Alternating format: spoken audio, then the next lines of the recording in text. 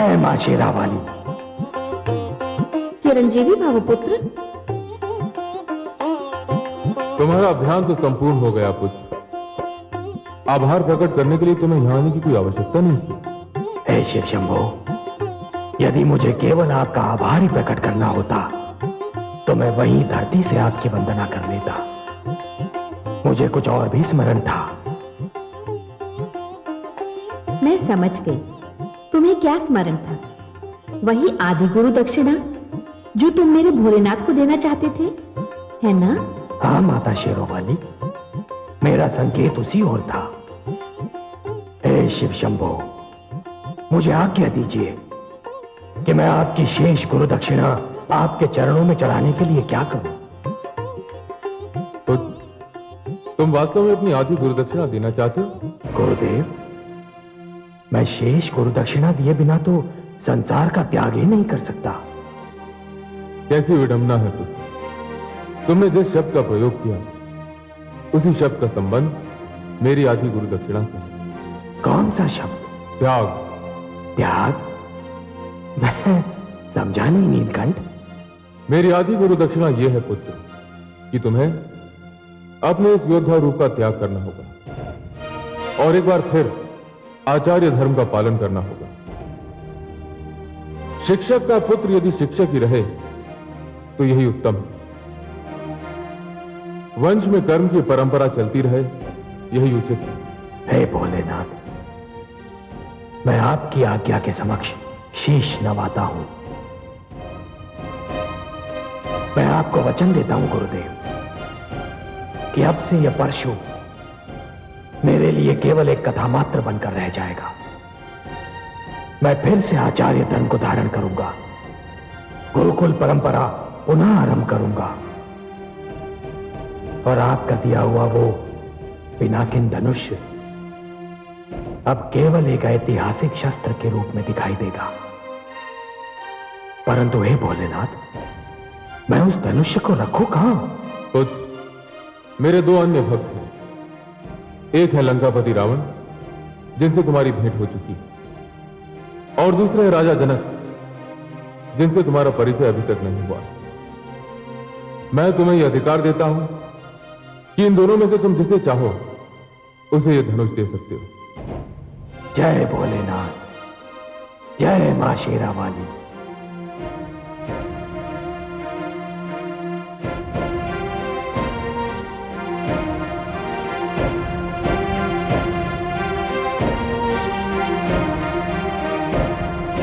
असुर कीर्ति विस्तारक, देवकुल प्रतिष्ठा विदारक, महाज्ञानी सुकेशु नंदन असुर सम्राट रावण पधार रहे हैं।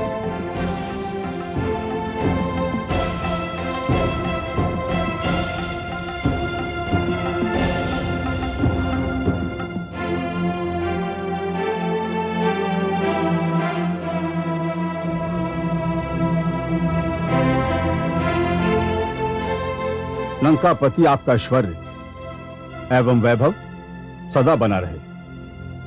आपकी कीर्ति पताका ऐसी भांति लहराती रहे। आपके विचारार्थ उस उदंड ऋषि को बंदी बना लिया गया है। यदि आपकी आज्ञा हो तो उसे प्रस्तुत किया जाए। जब तक उसे सामने लाया जाता है उसके अपराध का वर्णन किया जाए।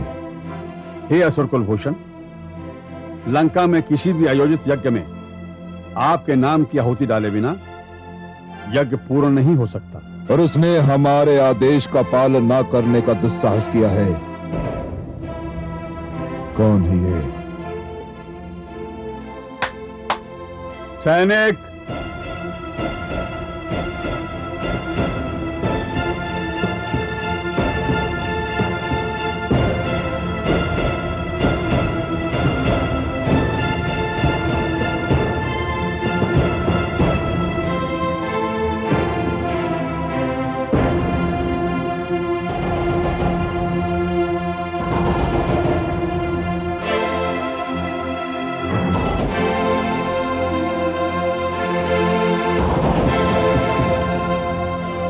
युवक, तुम्हें देवताओं के समक्ष हमारी श्रेष्ठता में कोई संदेह है?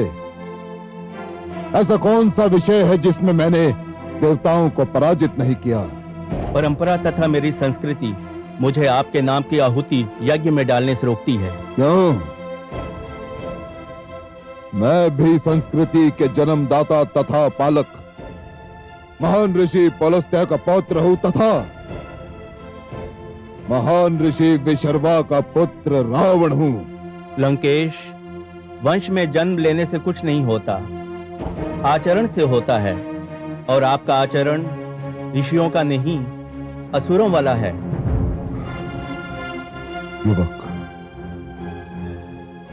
तुम मर्यादा और साहस की सीमा लांघ रहे हो। मैं आपके राज्य में अपनी आयु की सीमा भी लांघ चुका हूं।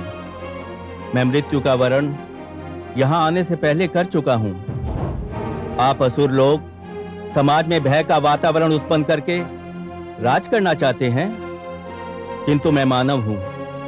मैं जानता हूं कि मुझे मेरी ये देह केवल कुछ वर्षों के लिए मिली है। मेरा दूसरा जन्म होगा। आप मुझे भयभीत ना करें। मैं यज्ञ करना भी नहीं छोड़ूंगा और आपके नाम की आहुति भी यज्ञ में नहीं डालूंगा। उद्दंड है ये युवक, उद्दंड। इस जैसे समस्त ऋषियों को हमारी राज सीमा के बाहर खदेड़ दिया जाए और इसे वधिक के पास ले जाओ और इसको कहो कि वो इसका वध कर दे। शंभो!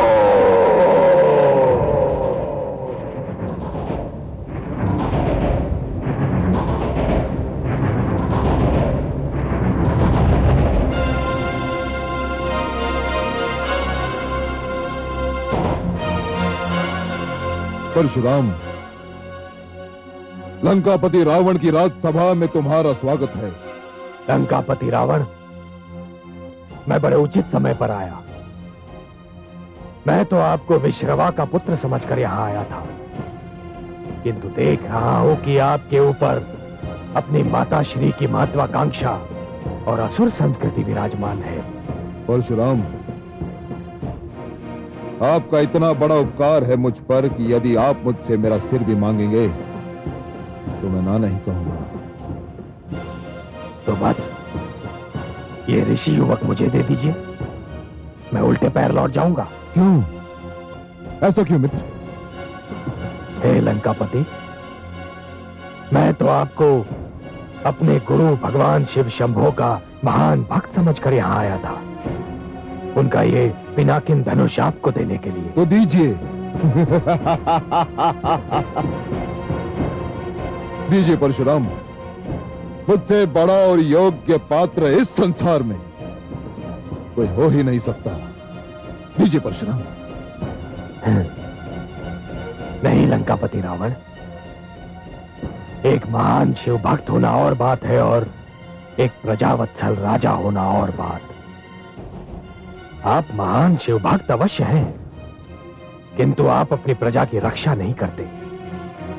आप एक न्याय प्रिय राजा नहीं है लंकेश, और इसलिए अपने गुरु का यह महान शिव धनुष मैं आपको कदापि नहीं दे सकता। मेरा यह निर्णय अटल है। किंतु परशुराम। लंकेश, अपने गुरु की आज्ञा से मैंने आप पर एक उपकार किया था। हो सके तो उसी गुरु के नाम पर एक उपकार आप मुझ पर कीजिए। यह युवक मुझे दे दीजिए। आपने मुझ पर बहुत बड़ा उपकार किया था। एक कायर के कारागार से मुक्ति दिलाई थी। आप नहीं जानते परशुराम, मैं इसे कितना बड़ा उपकार मानता हूं। तो फिर लंकेश, मेरे कहने पर इस युवक को जीवन दान दे दीजिए। इतने बड़े उपकार के बदले में इतना तुच्छ उपहार? एक मानव, एक ऋषि के जीवन का उपहार।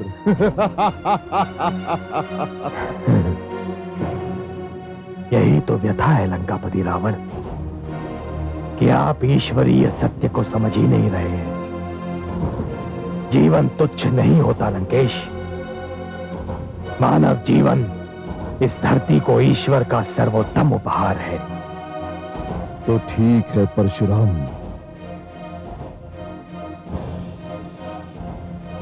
मैं आपकी मांग स्वीकार करता हूं और इसे जीवन दान देता हूं। धन्यवाद लंकेश। अब जाने की अनुमति दीजिए। नहीं परशुराम, मुझे अतिथि सत्कार का कुछ अवसर तो दीजिए।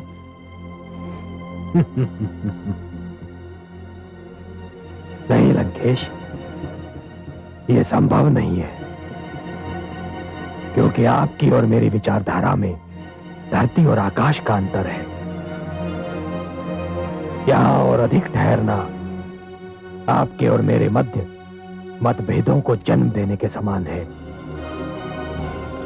मैं भली भांति जानता हूं लंकेश कि मैं अपनी संस्कृति नहीं छोड़ सकता और ना ही आप अपनी असुर संस्कृति को त्याग सकते हैं। इसलिए अनुमति दे ही दीजिए।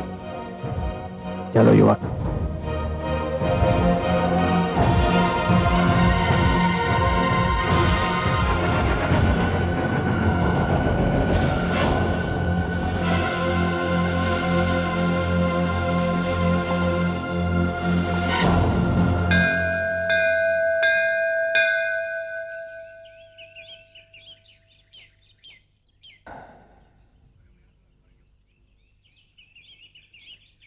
जाओ नवयुवक, अब तुम्हारे प्राणों को कोई संकट नहीं।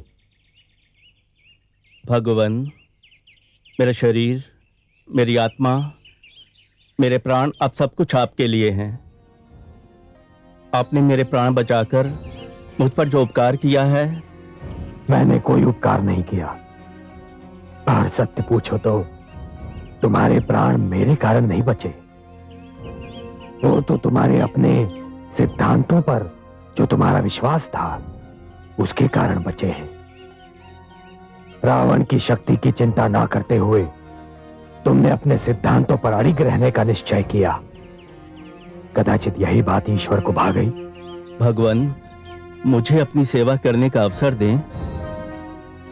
नहीं नवयुवक, मुझे अपने गुरु के आदेश का पालन करना है, जो रावण के सभागार में मैं नहीं कर पाया। अब मुझे शीघ्रातिशीघ्र मिथिला नरेश जनक के पास पहुंचना है। आयुष्मान भव।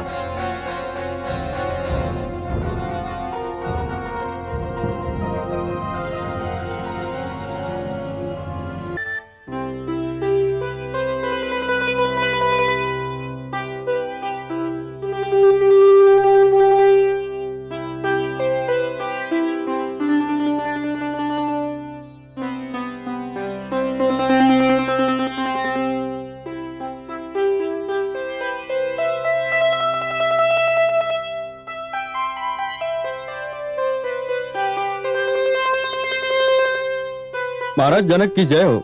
ऋषि जमदग्नि पुत्र श्री परशुराम पधारे हैं। वे आपसे भेंट करना चाहते हैं। भगवान परशुराम, अहो भाग्य, अहो भाग्य। कहां है?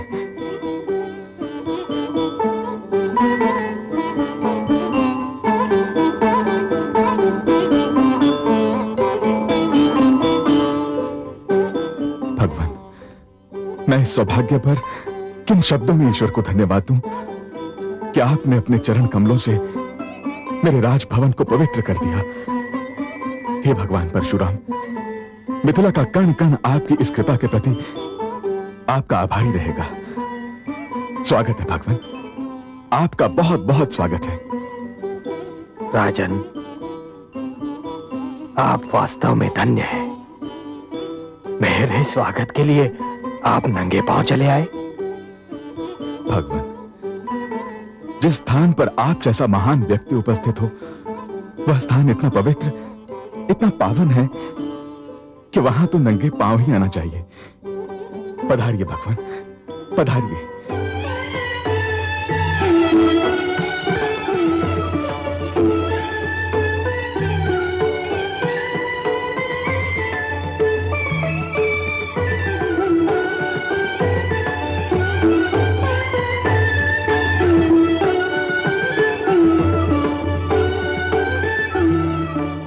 विराजिए भगवान।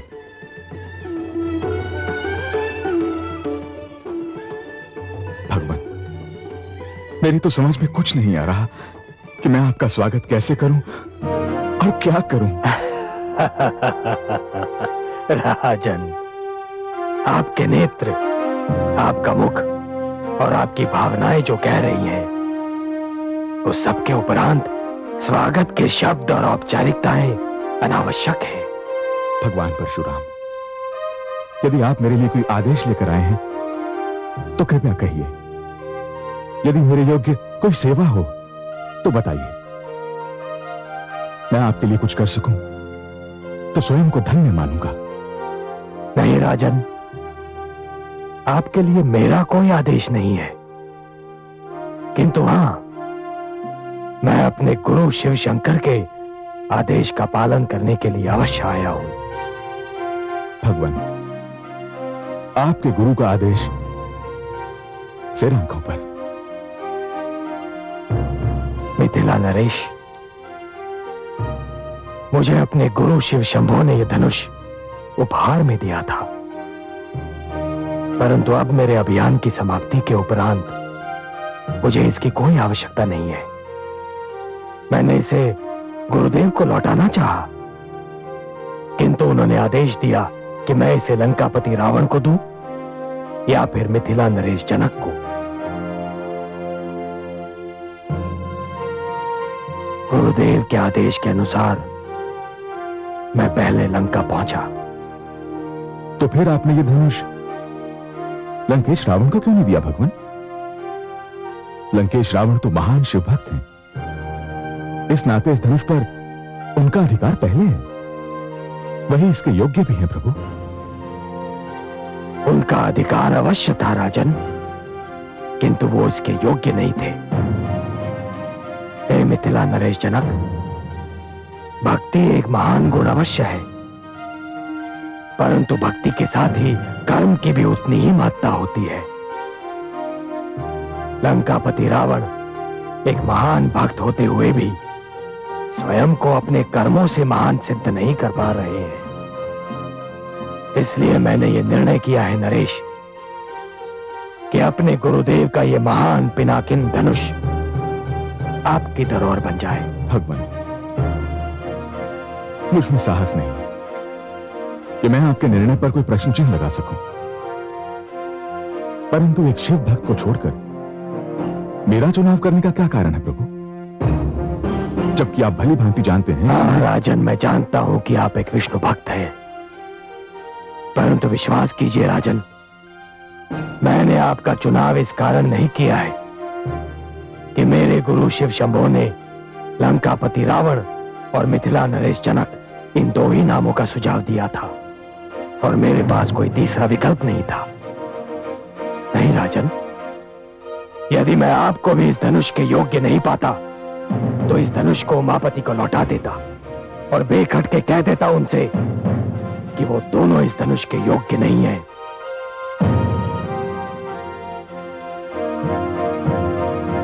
किंतु राजन, आपने ये सिद्ध कर दिया कि आप जनक हैं। जनक, जिसका अर्थ होता है पिता। राजन, मुझे ज्ञात था कि मिथिला की सीमा में प्रवेश करते ही मैं एक ऐसे राज्य में प्रवेश कर रहा हूं जिसका राजा एक विष्णु भक्त है। मुझे आशा भी थी कि इस राज्य में चप्पे चप्पे पर भगवान विष्णु के सुंदर और अनगिनत मंदिर बिखरे होंगे।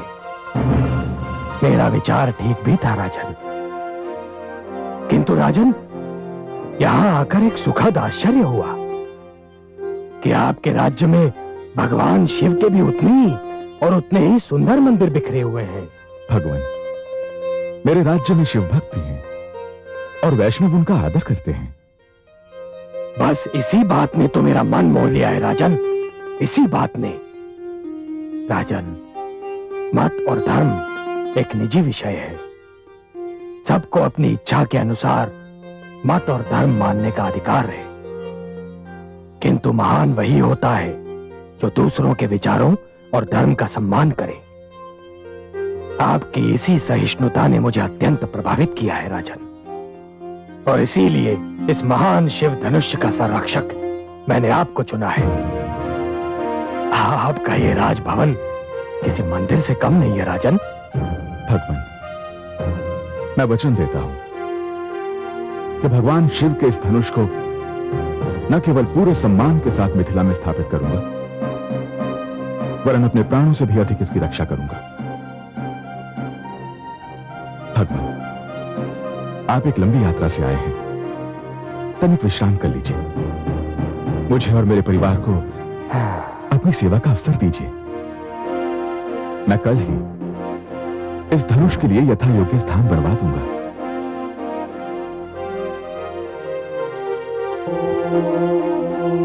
स्वस्ति मनुचरेम। भगवान, मैं राजकाज से अवकाश पाकर प्रतिदिन इस स्थान पर आता हूं और यही साधना करता हूं। इसके भीतर मैंने एक उच्च आसन बनवाया है, जहां मैं अपने आराध्य का आवाहन करता हूं। राजन, ये कक्ष अति सुंदर है। तो भगवान शिव के इस महान धनुष की स्थापना यहीं कर देते हैं। मैं अपने भवन के इस अंश को सार्वजनिक घोषित कर देता हूं। मेरी पूजा समाप्ति के उपरांत हर एक को यहां आने और भगवान शंकर के इस महान धनुष के दर्शन करने की संपूर्ण स्वतंत्रता होगी। आइए भगवान।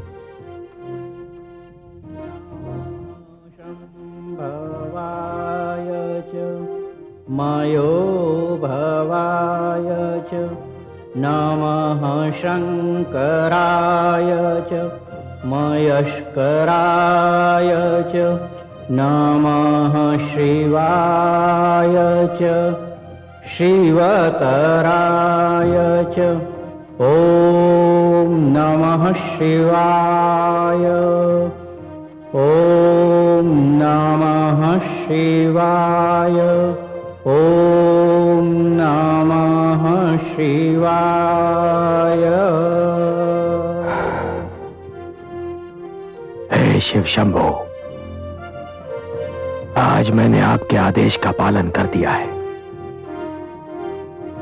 आपके इस महान और पूजनीय धनुष को उसके योग्य स्थान पर पहुंचा दिया है। हे पिनाकिन, कदाचित ये मेरी तुमसे अंतिम भेंट है।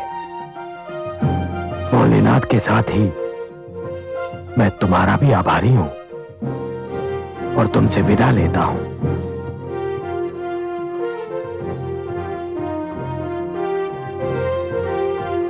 हे शंभो शंभो शंभो।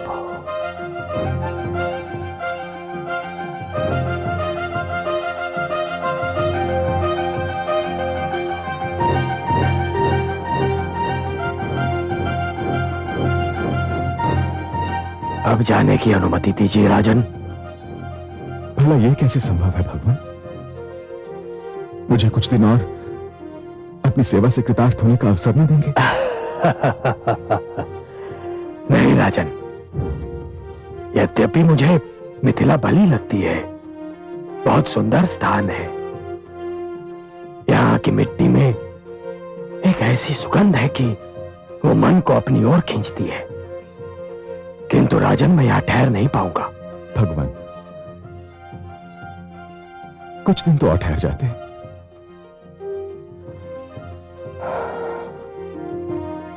नहीं राजन, राजन, मैंने जीवन में इतनी हत्याएं की हैं कि मेरा मन ऊब गया है। यह सत्य है कि हत्याएं करने पर मुझे विवश कर दिया गया था, किंतु हत्याएं तो हुई ना, जिनके कारण न केवल मेरे हाथ रक्त से रंगे हैं, वरन मुझे ऐसा लगता है जैसे मेरा समस्त अस्तित्व रक्त सागर में डूब गया है। मेरे मन पर, मेरी आत्मा पर एक बोझ है राजन, एक बोझ है। मैं साधना में डूब जाना चाहता हूं राजन। ऐसी साधना में जिससे मैं न केवल संसार को वरन स्वयं को भी भूल जाऊं। भगवान, मैं आपको रोकने का दुस्साहस तो नहीं कर सकता, किंतु यदि आपने जाने का निर्णय कर ही लिया है तो मुझे कोई ऐसी शिक्षा देकर चाहिए भगवान, जो जीवन भर मेरा मार्गदर्शन करती रहे। हे राजन, जीवन के मेरे अनुभव से जो मैं सीखा हूं वो मैं तुम्हें बताता हूं। मैंने ये जाना है राजन कि कर्म ही धर्म है, कर्म ही वर्ण है, कर्म ही वास्तविक जाति है, कर्म ही जीवन का आरंभ है और कर्म ही जीवन का अंत है। अंतिम श्वास तक मनुष्य का केवल एक ही धर्म है राजन, और वो है कर्म।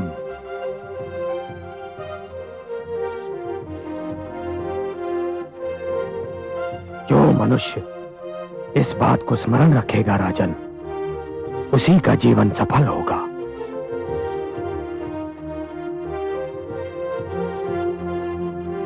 यशस्वी भव।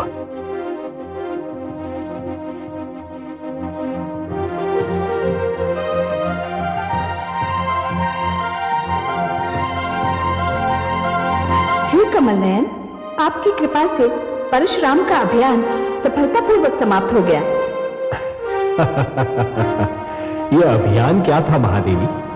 रक्त का एक सागर था जिसमें डूबकर जाना था, और परशुराम ने इस सागर को डूबकर ही पार किया है। किंतु हे कमल नयन, परशुराम ने शिव भक्त रावण को धनुष न देकर जनक को दिया। क्या ये पक्षपात नहीं हुआ? कदापि नहीं महादेवी। आपने सुना नहीं परशुराम ने मापदंड क्या बनाया था? परशुराम ने सर्वधर्म समभाव को मापदंड बनाया था। उसने देखा कि रावण एक शिव भक्त होते हुए भी उदार नहीं है, सहनशील नहीं है। वो दूसरों के मत और विचारों को सहन नहीं करता, जबकि जनक के राज्य में सभी को अपने अपने धर्म और मत के पालन करने की स्वतंत्रता है। वहां धर्म का भेदभाव नहीं है, और शिव धनुष जैसी पवित्र वस्तु के लिए वही स्थान उचित है महादेवी, जहां किसी प्रकार का भेदभाव न हो, जहां सारे धर्मों का और भक्तों का आदर किया जाता हो। आपने सर्वथा सत्य कहा कमल नयन। अपनी आस्था पर चलने का अर्थ दूसरों की आस्था को नकारना नहीं होता। रावण में तनिक भी सहनशीलता नहीं है। वो अपने आगे किसी और को कुछ समझता ही नहीं। विद्वान होकर भी अपने कर्मों से असुर है। सत्य है। अपने अपने पथ चले, सबको है अधिकार। मत दूजे पर ला दिए अपने जटिल विचार। हिंसा अत्याचार से चले न कोई काम। जग में हुआ घमंड का सदा बुरा परिणाम, सदा बुरा परिणाम।